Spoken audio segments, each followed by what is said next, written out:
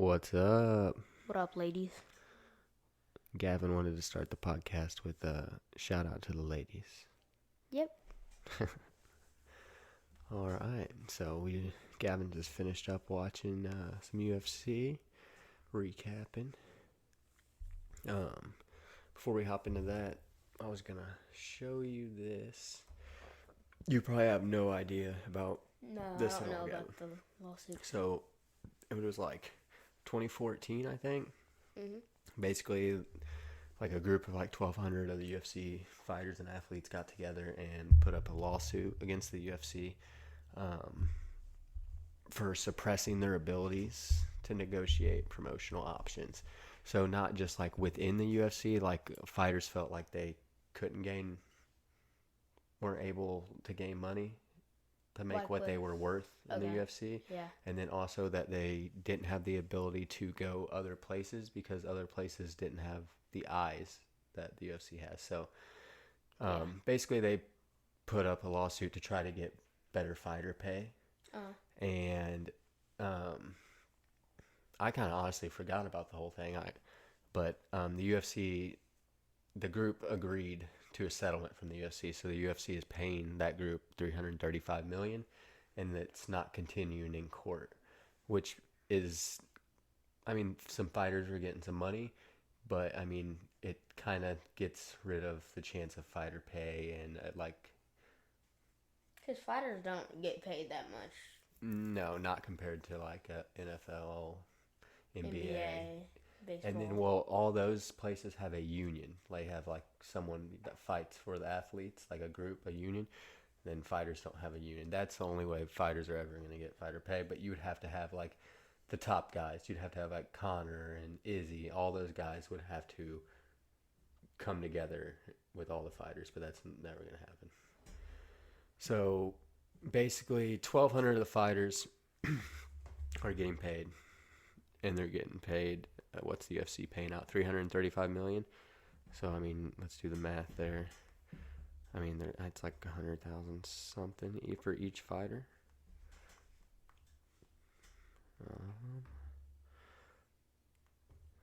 Let's go 335.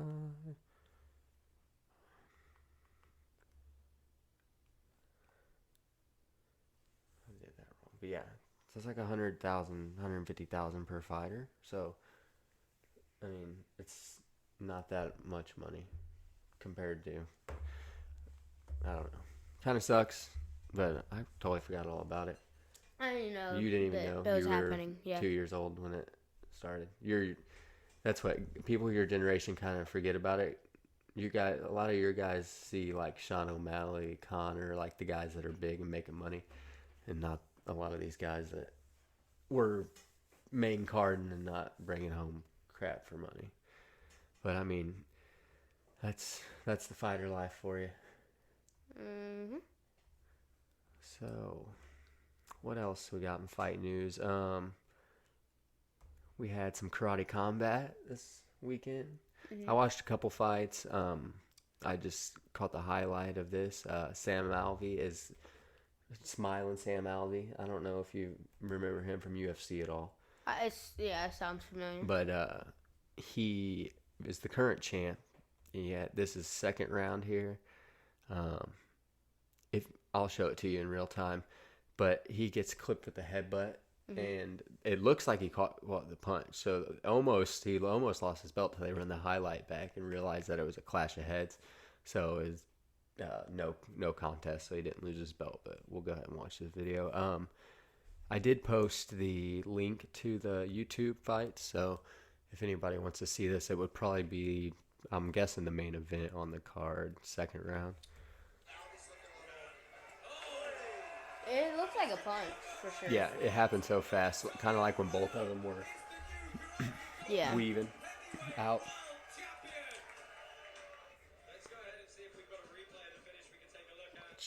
Oh, yeah, I didn't even hit him with the... Yeah, I didn't even hit him with a punch. He just headbutted him in the chin. Yep. He was weaving in as he was weaving out, kind of. Well, he hit the jab. And he went to go with the follow-up straight, but he missed the straight and ended up headbutting him. So, I mean, at least... Was it on purpose? No, I don't think it was on purpose. Because he kind of, like, leaned into it more of like an overhand. Yeah. Like an overhand straight. I don't think it was on purpose, but I mean, obviously I would think he knew he didn't... It wasn't a punch that he landed that put him down, but he still came in for that ground and pound, so I don't think he really cared. Yeah. But at least Sam didn't lose his belt. I don't know if they're going to run it back, but that's about it. That lawsuit and that. Hop over to UFC. To the fight night. Ribas versus Namajunas. But it was a pretty good fight night. Yet again, the first fight, I missed the prelims, or maybe I popped in on the last one.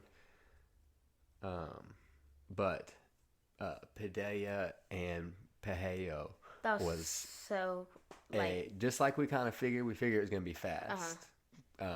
Submission. And I didn't know much about Pajejo. Remember, I just picked him because he was the dog, and the records were messed up at the time. Of course, now they've got him right. But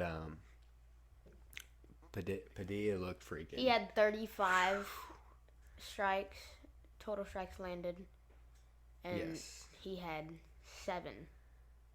This dude, he was flowing so good on the feet. His kicks, his distance management, and then drops him, gets on top, and just... Boom, boom, boom, and then he kind of went for the submission. Yeah, like awesome ground and pound. Pajejo comes to wrestle up off the ground and pound and gets put right in a darce and standing darce. Pajejo with them long limbs, he is like he's kind of got them like John Jones, like he can get those weird angles on some of those standing chokes that most people can't get. It was impressive. I will definitely be watching Padilla's fights from here on out. I'm a fan. Yeah, and he definitely deserved performance of the night on that one. Did he get performance? Yeah, he did get performance. The next fight was Quantrilo versus the Law. I'm pretty sure I went with Quantrilo on this one. I think you did too. I don't remember either. We talked a lot of smack and don't even remember our picks really, but Zalal was just all over him. I mean, from beginning of round 1 to round 2 to where he ends up getting the rear naked on. I mean, he was just outmatched, and I really thought Quarantillo was going to put up more of that would be a little more even, but I was really impressed with the law. He looked good. This next fight, though, is... Oh, my God. I was wrong here, and I'm pretty sure you were right on this one. I wanted Peyton to win, but I thought... He's definitely got his... He's reserved. I'm a fan of Peyton now. Yes, big fan. Also, we'll be watching all of it. I think he's like the new style. I mean, both these guys are the newer generation of MMA guys, but his style, he just like big brother Simon out there. We're talking about Peyton Talbot and Cameron Simon. They another performance of the night. Talbot How do you get 2 performances of the night? You can give out more than 1 performance. You can't really give out more than like 1 fight of the night, but you can have a couple different performances of the nights. Talbot was on fire. I mean, kickboxing looked great. What did he hit him with? Huge knee, first round, right? Oh, dude. See, I feel like they really... It was like you could hear his teeth crunch together on that knee. I feel like I don't know if they really watched a lot of Simon's tape, but I feel like anytime he went to kind of like level change... It was a knee. Talbot, boom, was ready with knee to the body, knee. And then if it was like the one big level change like that, boom, just blasted him. And then what he end up knocking him out with? Didn't he TKO him with something? Oh yeah, he dropped. It was the literally beginning of the second round, and Simon came in trying to rush in, and he just didn't even have to wind it up. Hit him with a left hook, I'm pretty sure, and it just dropped him. And and then some TKO, ground and pound. Yeah, this kid Peyton Talbot. Just keep an eye on him. I think Cameron Simon's gonna have a good little run in the UFC too, but Peyton just looked like big brother to him. Like anytime in close, just shoved him off. I was impressed by him. I thought he was gonna be like, from looking at his other fights, he was flashy, and cocky, but he was like well reserved in this one. He still had his flashiness, but I feel like he's grown like leaps and bounds since we watched some of his other tapes. Yeah. This was the one Yeah. we were split on coming in. We had I Edmund thought Shabizan versus AJ Dobson. I Yeah. thought AJ was gonna win. I called this one exactly. Yeah. I didn't know. AJ came out freaking crisp in this one. His 1-2s were I know. so They were fast. so fast. It was like. He definitely was getting the best of Shabizan, and then Shabizan like literally last. I think there's 40 seconds left of the first round. 30 seconds maybe. He just lands like a clean left hook on the little exchange, like right behind the ear. It didn't look like, it wasn't like a put you out shot, but anybody that's ever been hit like behind the ear, like in that equilibrium, your legs go like your legs. They're like they're, noodles. and if you watch that back, you just see his legs like go, and then the vicious ground and pound, and then Shabizan put him out with some ground and pound. But that. You run that fight back a few more times, and I think you might have a different winner each time you run that fight back. Yeah. But yeah, that was an awesome one. This Carl next one, Williams versus Justin heavyweights Tafa. did not go well. It went how we thought it might. Tafo. You were watching Carl Williams highlights, and his wrestling looked like he had sloppy wrestling, but in this one, his wrestling was definitely better than his last fight. He was definitely training for this fight a lot. Tafa also did not have a not awful takedown defense, but It wasn't bad, but not the Was it best. Carl was able to unanimous decision out wrestle him, just like we yeah, he just feared out-wrestled him was going to basically happen. the whole time. But I mean, I think he's going to definitely work his way up in the rankings for a good heavyweight wrestler. It just, his style it's not going to be a fan favorite. Mm-hmm. It's just, He's flashy. He doesn't have, he has power, but it's like, he's not a power like puncher. That's not his style. Like everything is centered around his wrestling, and for the typical fan, it's pretty boring. And even his wrestling itself is not like flashy wrestling. Yeah. It's get the job done wrestling at heavyweight. Yeah. So that fight, in my opinion, was a little boring. But main event, Rose Namajunas versus Amanda Ribas. Your prediction was a 7-second flying knee knockout, and I wish that would have happened, honestly, after watching this fight. We had Rose winning by unanimous decision. Close fight. In my opinion, this is my opinion. This was Rose's first fight in flyweight. That's why she didn't have a ranking going in. She's moving up. I believe it was kind of like a welcome party for Rose. Because the commentators were all about Rose. They were sucking on Rose's tits the entire fight.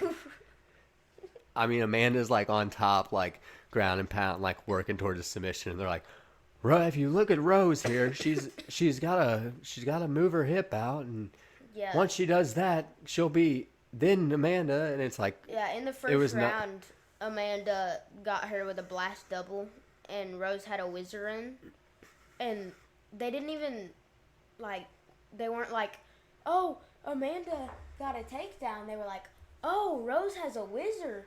Like, she got the takedown on her. Yes, she has a whizzer, so what? And then she did end up getting up, but it's like, it's not that crazy. She got a whizzer and got up. I just feel like they were all about Rose. But, it was a really close fight. Do you want to tell them how we scored it? So I scored round one. Both of us. We were basically scored the entire fight the same until the 5th round. Yeah. But we had me and you both had round 1. 10-9. 10-9 Ribas. Round 2, 10-9 Namajunas, Rose. Round 3, Amanda. Yeah. 10-9. Round 4, 10-9 Rose. 10-9. So going in the 5th, in our opinion, whoever takes this 5th round wins the fight. Now, this is how close this 5th round was. I had Amanda winning 10-9. I had Rose winning 10-9. Which, it's close round. I do agree. But what I don't agree with is you go look at these judges. So how it was scored was a 49. It was unanimous decision. 49, 46, 49, 46, no, 48, 47. We both had, I had 48, 47, Amanda. You had 48, 47, Rose. Okay, so here's where we both agree. In our opinion, Amanda does enough for round one. Yeah, right? definitely. Like, what you have, 2 takedowns? 2 takedowns. More control time. More control time. You had Rose with the reversal, but like... It was just and then striking-wise, it was pretty even. I think Rose outstriked her just a little bit. All 3 judges gave round 1 to Rose. I don't think that's how I don't see how you see that. Second round, Amanda definitely won. They did not give her... Second round, Rose. Oh, yeah. And we've got one judge giving the second round to Amanda. Yeah. And this is the judge who also is the closest in our scoring with a 47-48. Uh-huh. So we don't even agree there. Yeah. So then we go third round. Yeah, in this round... We think Amanda wins. Everyone here agrees Amanda also, in the third round, she did her headlock, like, try to hip toss type thing. And, she got... I don't know what she did, but she got a submission attempt with something on Rose's leg. I think she rolled through to a leg lock. They didn't count it as a submission attempt, though. Yeah. Like, I remember that. She rolled into, like, a leg lock position, and it wasn't like she had the leg lock, like, super deep, but I would say she was still in... She was trying to... Yeah, and there's no submission attempts on the thing for the fight. So... Amanda takes round 3. Judges agree with us on that. We go to round 4. We both had Rose winning round 4, 10-9. All the judges agree with that. Then we go in round 5. Like I said, I think Amanda did enough. All the judges agree with you that Rose pulled her enough off round 5. Yeah. I just don't know. I don't know. I feel like everybody is watching a different. Maybe in person. In person, fight's a little different. Yeah. But I watched it back. I watched it live, and then I watched it back when you were watching it. And I mean, I still think I agree with my scoring, but I'm cool with that last round. I mean, it was close. It was close last round. I think we have. It's got a round 5. Yeah. I mean, what was the? Yeah, total strikes 26. Strikes landed for Rose in round 5, and 25 landed for Amanda. The only thing was Rose was counterpunching the entire 5th round. Amanda was the aggressor, so she was throwing. She only had 29% accuracy. Rose had 47. But I mean, she was emptying the gas tank out, trying to go for the finish. Rose was counterpunching. Yeah. That's why personally I gave the round to Amanda. She was the aggressor. She controlled the pace, and she had the output. But she did miss a lot of those shots. Yes, but it's not like Rose capitalized on those misses. In my opinion, Rose was just literally distancing and making her miss. Yeah, that's why. That's why I gave it to Amanda. But I could see how you could say Rose. I just don't think if you're tied in rounds going in that you should like fight like you're already ahead, and that's how Rose did. Yeah. But I mean, according to the judges, she was already ahead. So that's we knew this was going to be a unanimous decision, though. What do we got coming up here? Let's check it out. I know we got one more fight night before UFC 300, which is going to be what we're all looking forward to. This one, really, I don't mean to... I know I'm always like, oh, fight night, great. Let's see how this is going to be. But this one... So, this Saturday, Atlantic City, we're finally out of the Apex Center. We're going to have us a crowd. Ooh, Joaquin Buckley. So, we got women's flyweight bout. We got number 2 and number 3 going at it. Blanchfield and Fiorot. I don't really honestly know too much about either of these girls. I have no clue. We do have Vicente Luque and Joaquin Buckley. Joaquin Buckley as the co-main. You think Joaquin Buckley? Spinning Got it. 720. Spinning 720 heel. 720 axe kick. Okay. Yep. Right on. Vicente Luque is a stud though. 5 seconds. It's gonna be I'm not gonna make our picks yet. We can make our picks later on. But that's gonna be a fight. And then here we go. You got Chris Weidman, Bruno Silva. You got Chris Weidman. Remember his last fight was his fight back from, I think his first fight back from his leg break. Yeah. If I'm not mistaken. And it was so what, he's coming off of 2 losses. Yeah, so his last one it was against his KO against Hall in the first round. And so that was his last one because he's come back from that. So now he's got Tavares. He lost to Tavares by unanimous decision. And I mean, he looked... I don't know. I'm curious to see how Weidman looks. I don't know if it'll let us... I feel like this fight's going to kind of let us know if he's ready to be done or not. Yeah. And Bruno Silva... He's going to get that W. Yeah. I mean... He's coming off of 2 losses, though. But he's got a win over Tavares, who just unanimous decision Weidman. And it was a KO in the first round. It's hard to do MMA math like that, though. If the old Chris Weidman shows up, it'll be a hell of a fight. We got Dumas. I always like watching Dumas fight. I don't know if I've ever seen him. He's fighting Khabib Ruzabuyev from Uzbekistan. He's fighting the guy that kidnapped Liam Neeson's daughter and taken him. Huh? I'm kidding. That was Marco from Traboya. You know what you're yapping about right now. You've never even seen I don't even Taken. know what you're yapping about. It's before your time, child. Yeah. Sorry, I'm not. Kyle Nelson, really Billy Lego. Lego. He's a Lego. Lego head. Don't know either of these guys. Chitty Chitty Bang Bang. That would be if that was my name, bro.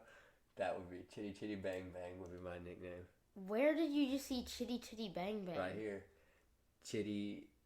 I don't know how to say his last name. That says Chitty Nakwagi. I know, and I would say Chitty Bang Bang in parentheses because that's my nickname.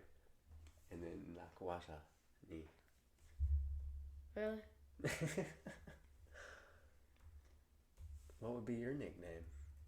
My name was Chitty. The Glitter Boy. Chitty? What would be your name? I don't know. That's what Chitty Chitty Bang Bang. My name isn't Chitty. Oh, jeez. Yeah, I think out of these, I think we've gotten lucky with these last 2 fight nights. I'm excited for the Dumas fight. I'm excited to see if Weidman's still in it. And, the Buckley. Other than that, I don't even know if he's a good fighter. I just seen his one knockout. I don't know if you've heard that UFC is coming to St. Louis in May. Here we go.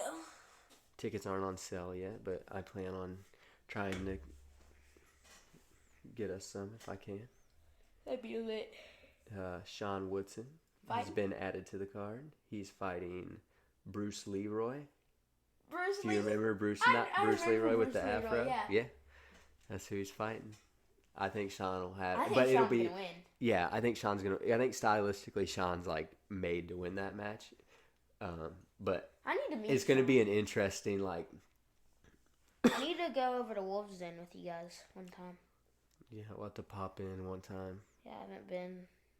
I had the chance to, didn't I? But my hand was broken, so I couldn't really do anything. Yeah, and then now that I'm training out at Head Nod instead. But I mean, we're always welcome out. I'm always welcome out there. Get us front row seats, man. That's not how it works. You can get like a few tickets just to give. I think you even got to pay for like think you get probably like 3 tickets maybe, and the rest you gotta like sell. So you get like your parents in probably. Yeah. They ain't handing out. You know the UFC. They ain't paying. Yeah, I know. They ain't paying you. They ain't handing out tickets. Yeah, UFC's cheap. Well. Sorry, expensive. Is that a better word? Expensive. They like the fighter pay. They're paying $335 million to fighters, so they gotta sell some tickets. But yeah, get that off one main card. You're not lying. I mean, other than that, I don't think there's any Tyson news. Oh, the bite. Bite night. That is the whole thing of this card. We almost forgot. What are you yapping about? Let's rewind everybody back to the Rose card. Bite night. Literally, this guy got a $50,000 bonus for bite of the night. Bite? Like Mike Tyson is what reminded me when I said Mike Tyson. Bite? Does it actually say bite of the night? Like on the card? Let's see if it does on this. If it actually does. Did the guy bite him? Oh, yeah. He said he didn't. It's 2 Brazilian dudes, too, that were versing each other. Okay, right here. Lima and Severino. Check the... Disqualification. Here, I shared it. I shared it on the Combat Podcast Facebook page if anybody wants to go look at it. I'll pull it up here. Dude, and what's crazy is like biting's like as a last resort, it's okay. I mean, it's not even okay. It's illegal, obviously. But like if like you're fighting for your life and like you're like you're down and you bite somebody as the last resort, like then I understand. But this dude, what had the dude's back, like, and was ready to take him down and bit him. So I'll show you. Bite of the night. Check this out. Playing from Head 248.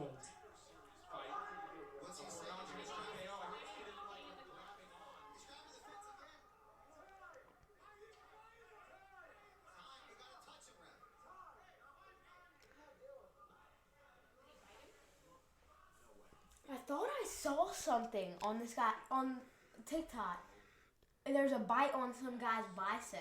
Yeah. So yeah, he's saying he didn't bite him, and like if you listen to like a bite mark? yeah, and if you listen to the commentators, they're like, oh, like sometimes when you're in a spot and your face gets pressed, like it can be kind of like and then take a look at this freaking picture. Holy! The dude was like Oh sucking my God. on the, and look at here's the picture where he's biting him from. That's what I mean. He has like back, like from wrestle up position, like he could suplex from there. Yeah, and instead he sticks his head into the dude's freaking armpit and bites down. This dude's they weren't even against the fence, were they? This dude's been DQ'd from the UFC, obviously, and then like he's obviously never gonna be able to fight in UFC again. But so this guy who gets bit afterwards goes and gets a tattoo, gets the bite mark tattooed on him. So Dana gives him. He takes it from like a $30,000 bonus to $50,000. So he got a $50,000 bonus for bite of the night for getting bit. Nuts. But yeah, that was like all the talk. But I mean, I thought the fights were actually good. But that's what everybody was kind of bite of the night, baby. Kind of talking about. Sounds like something a guy named Igor would do. Well, I guess that's it for this one. We'll do another one this week and make our predictions before the fights. Yeah. All right, this was a good one. We got our new mics, everybody, so hopefully this sounds a little better. You digging your mic? Yeah. Last podcast didn't sound very good. Yeah, we were using the lapel mics, and my big ass beard, I feel like was rubbing up against it. Gavin's lapel was like hanging down. But we should have just got some cool mics from the beginning, but we just wanted to get started and get going. Next is some cameras so we can start getting some video out so you can see my pretty face. Your bald face. My bald head. I'll have to put a hat on so I don't shine the camera. Yeah, my blind the audience. Yeah. All right. Well, everybody, thanks for listening. Hope you learned something. See you, ladies.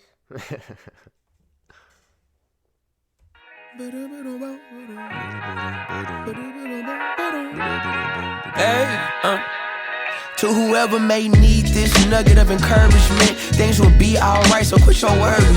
I get it, the odds seem stacked back against the wall, but even consider it such, know you'll stand tall. Sat and watch from the sidelines one too many times. Wicked games to play make me wanna lose my mind. Found solitude knowing it'll be over soon. Ever need a boost, count on me for the 1-2. Trouble don't last when the tough get going. Baby, all we do is win, so show me my opponent.